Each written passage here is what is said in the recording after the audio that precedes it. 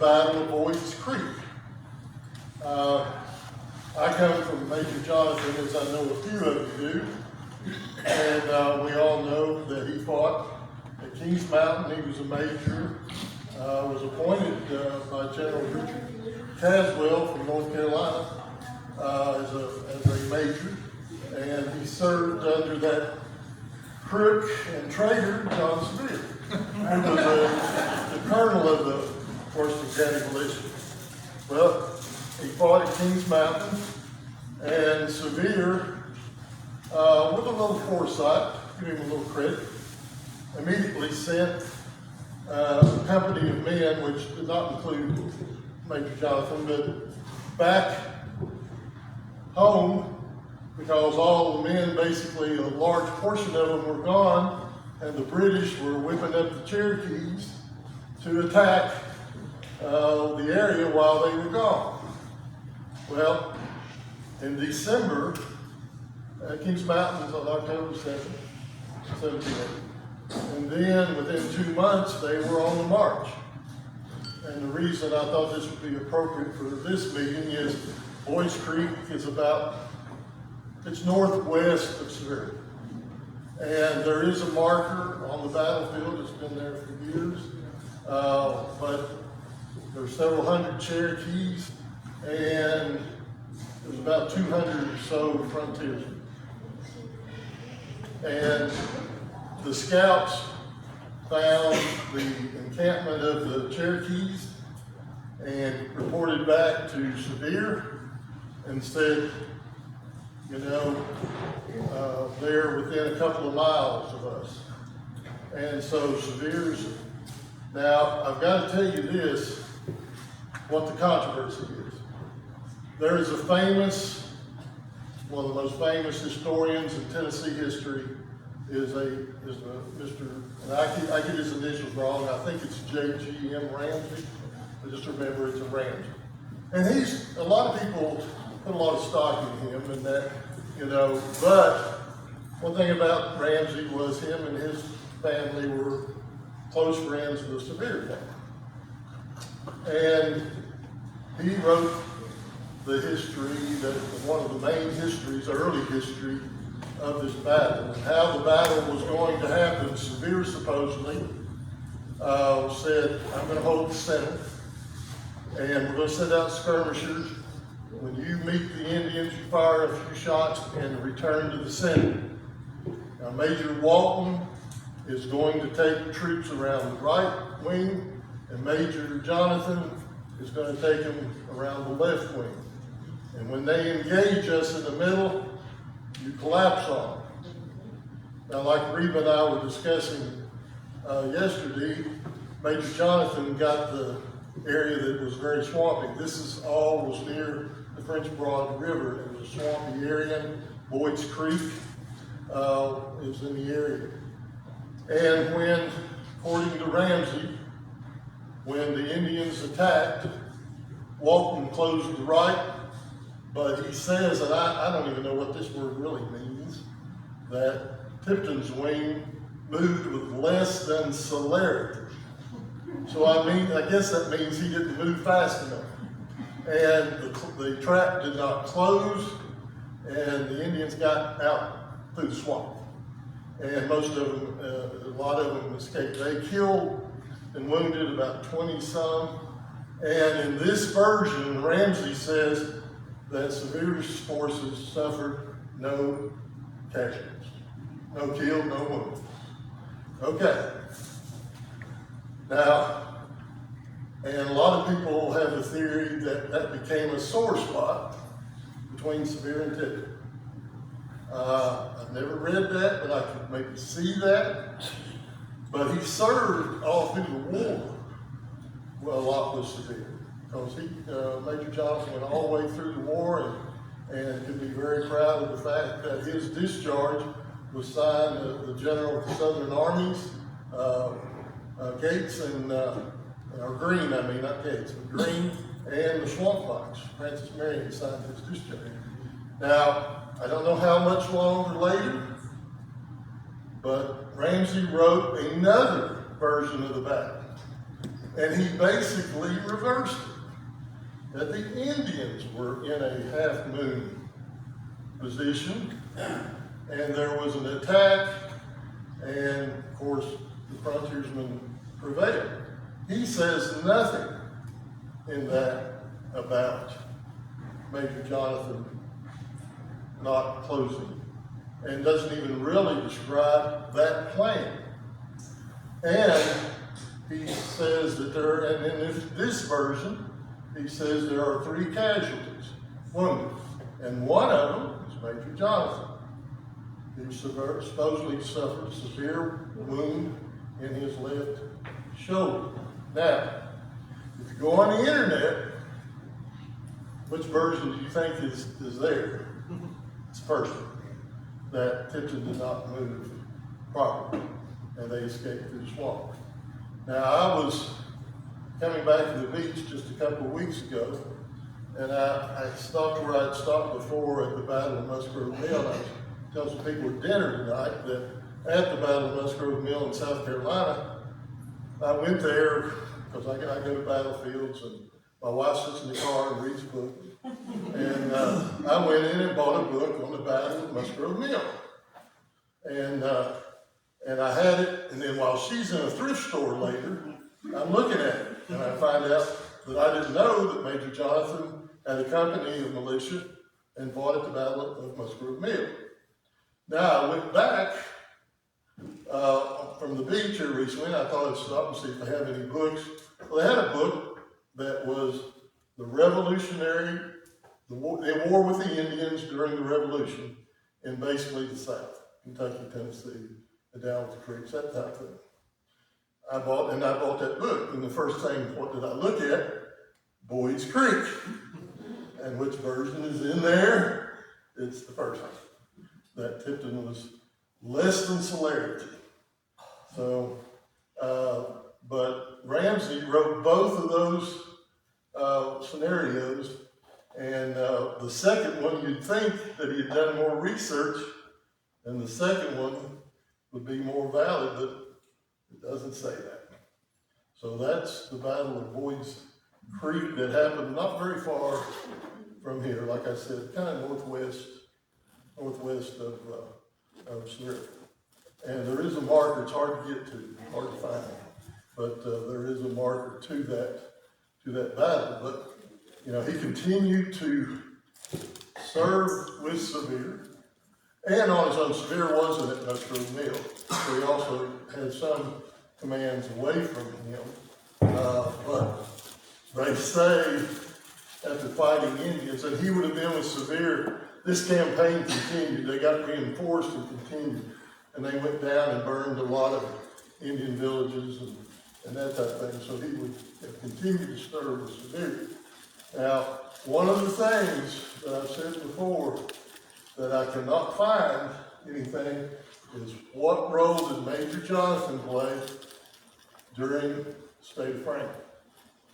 Now, some theories are that him and Sevier were comrades, and he just didn't choose to get involved. I know he was not at the house, and there's nothing said really about him during that period of time about Major Jonathan. He was still in the area,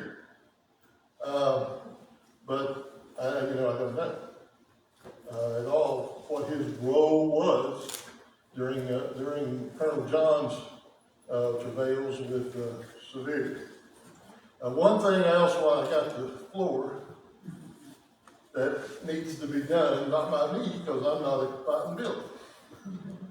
You need to petition the Tennessee Historical Commission that I served on for 7 years for a marker, if you don't have it, for fighting building somewhere on the road near his house. And you've got to petition them, and you've got to document what you put on it. And I think that, not spending their money, but in a way I'm suggesting it, this association basically has the money. You have to pay for the marker. The state doesn't pay for them. Now they have them done in ironworks and the Department of Transportation puts it up whenever they get good and ready. We found that out because we did a Tipton Family Market. Those that were Sycamore Shows last year, as you enter Sycamore Shows, there's the Tipton Family Market right there. They gave us a very prominent place. In fact, it's the first market on the right. But I think you ought to do that for fighting buildings. And it can be done, and the Tipton family, if we've got almost $7,000, that's kind of what it's for. I think that's, but I'm not fighting Billy descendants, so I think that's for the people down here. One thing in the relationship, there's not a lot about the relationship of Colonel John and Major Jonathan. Major Jonathan's 20 years younger and a half brother. Now I like the conjecture. I know Reva's book, which I read on Colonel John, pretty interesting. I know it's historical fiction, but she comes up, and I don't know if she haven't talked to her about any historical basis. But one thing there is his wife, when they moved here, she's got in the book that they lived together, but Colonel John's wife might not have been too crazy about sharing or being close to her, being close to Major Jonathan Kazai, since he took up with a woman that was never his wife, and his wife was living. We found out last year at Sinking Creek that my ancestors got kicked out of the church. And that's what they did at that time. You got de-churched. You take up with some woman that's not your wife, you get de-churched. And that's what happened to him. So there's a lot of mysteries that we don't know. But Major Jonathan was pretty prominent, just like, of course, not as prominent as Colonel John, because Colonel John was elected to all these things. But Major Jonathan was in the Watauga petition, and he was looked at, made a representative to several things there in the country. So he had some standing. Maybe that was before he took up with Kazai, I don't know. But anyway, there's a lot of mystery. But the relationship between Major Jonathan, the one we get down to, and Colonel John, I don't know. You would think Major Jonathan, being a fighting man that went all through the Revolutionary War, he was from the beginning to the end. He got discharged after Yorktown, and he fought with Gates' army in the South. We know that, and but their relationship would be something, that historians really have not, and that I've come across. If you have, I'd be glad to see what their relationship was and what was the relationship between Major Jonathan that he's not mentioned anywhere that I know of with the State Farm. Now, it wasn't too long later, sometime later, of course we know he moved to North Carolina.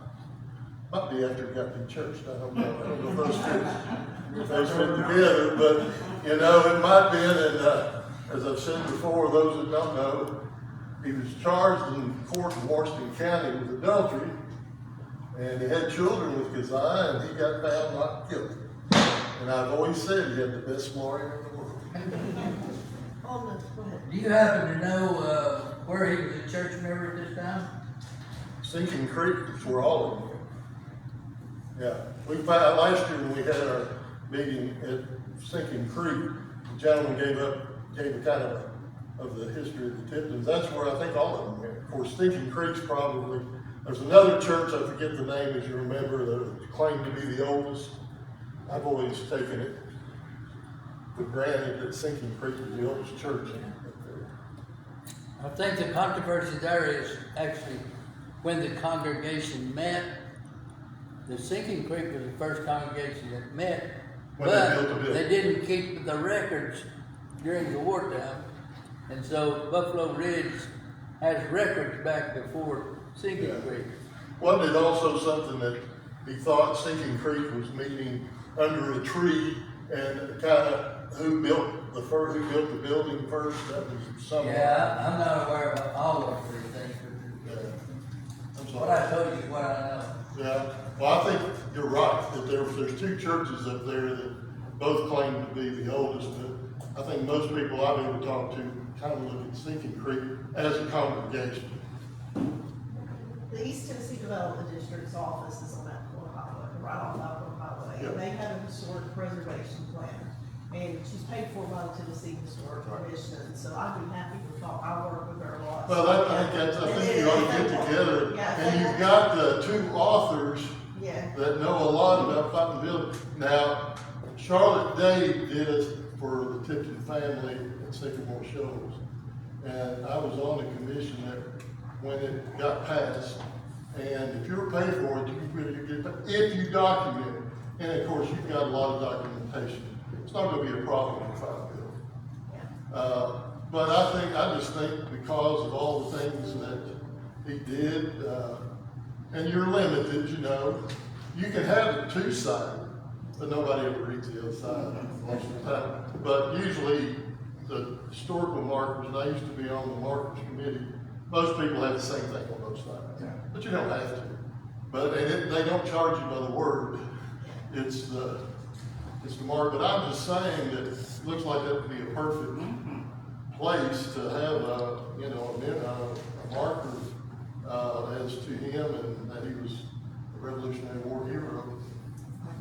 But you're right, that would be the person to start. Sarah Anderson. But Charlotte, for Charlotte, when we were in the meeting about the Tipton family marker, somebody commented, I don't think they've ever had anybody document it. I think she sent them a book.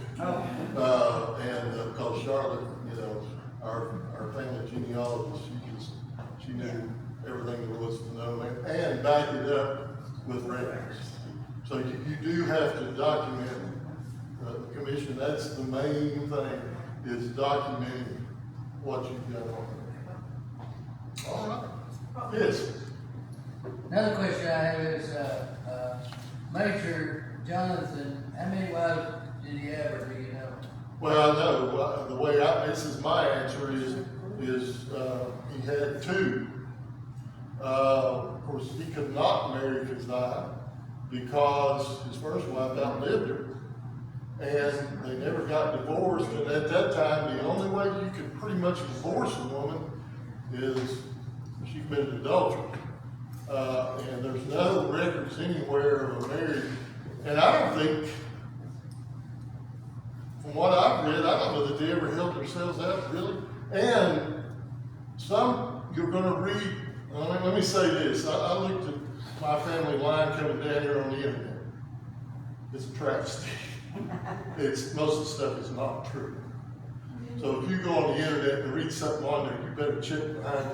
Because they had in the Tipton family, people born in different places, wrong time, wrong children. I mean, it's really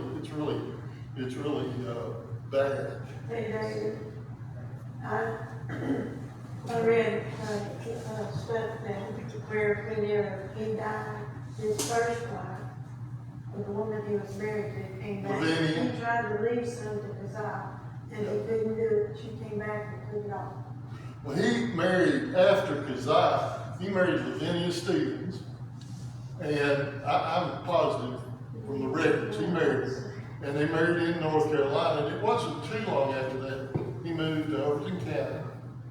And he was, he was 60 and she was 24.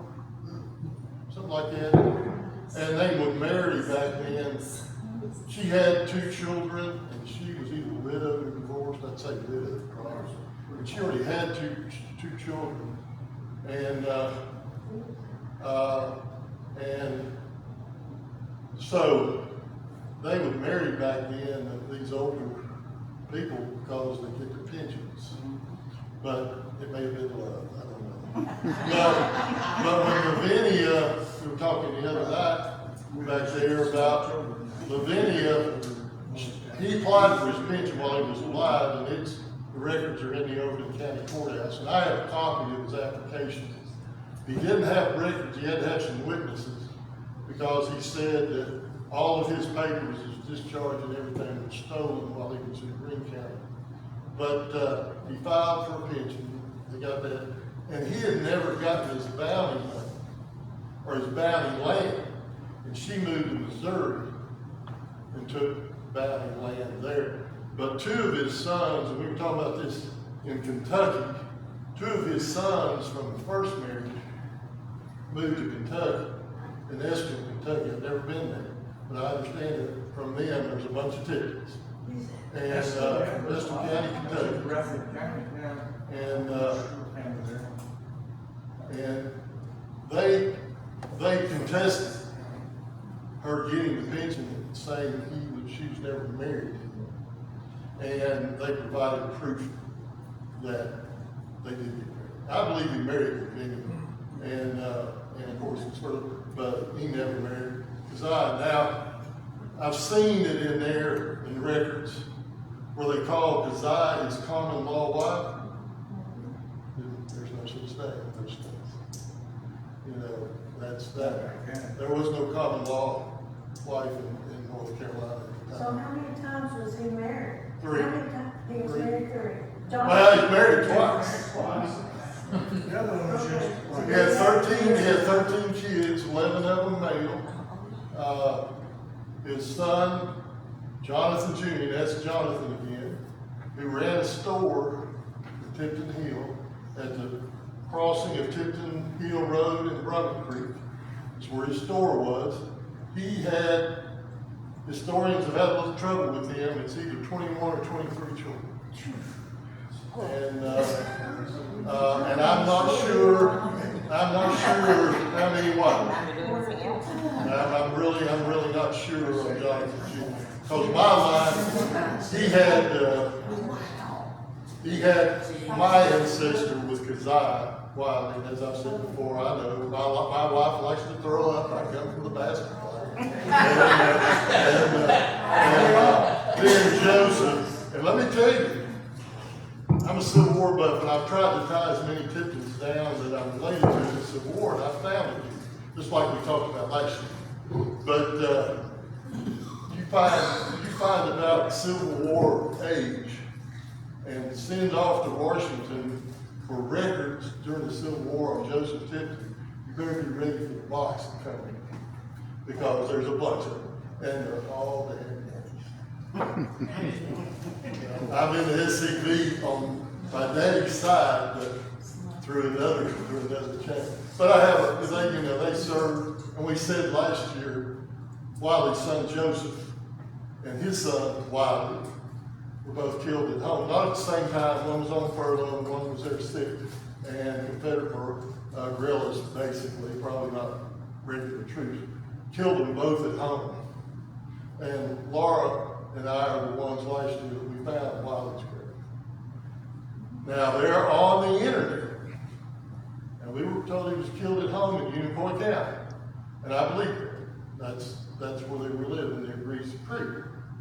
Or Greasy Cove, not Greasy Creek, Greasy Cove.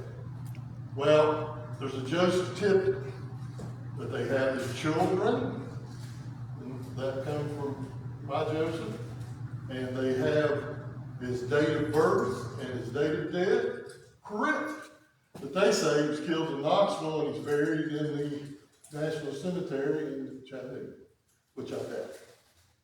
I'm doubtful. I think that's another Joseph.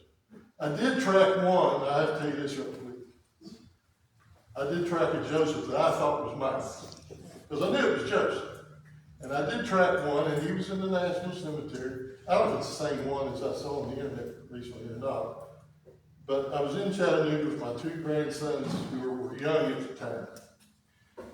And before we left, I went to a judges conference, and my wife took the grandkids and did stuff. And I said, before I leave, I'm going to find that grave of Joseph Tipton. So we go to the National Cemetery, and they've got a directory. And I went out and found the grave. And my wife and the kids stayed in the car. It was very hot. And left them there. And I come back, and they're asking me, well, Granddad, what are you doing? I said, well, I went out to find my great-great-grandfather's grave. And my youngest grandson, I don't know how old he was though, he said, I miss great-great-grandfather.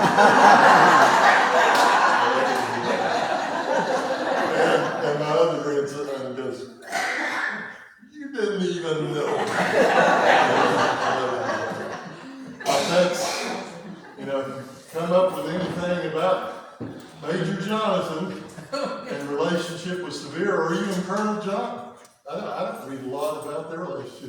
like Reba's book that comes up with kind of a relationship. Some of it wasn't totally good, and I can understand that.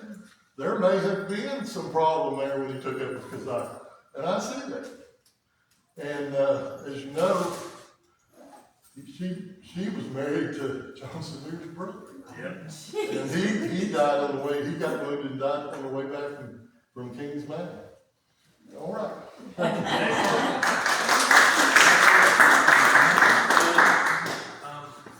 Tomorrow morning, if you wanna meet here, 9:30, just outside, and we'll all go over together, or you can meet at the museum tomorrow at 10 a.m. I think we're done for tonight. Thank you, everybody. Thank you.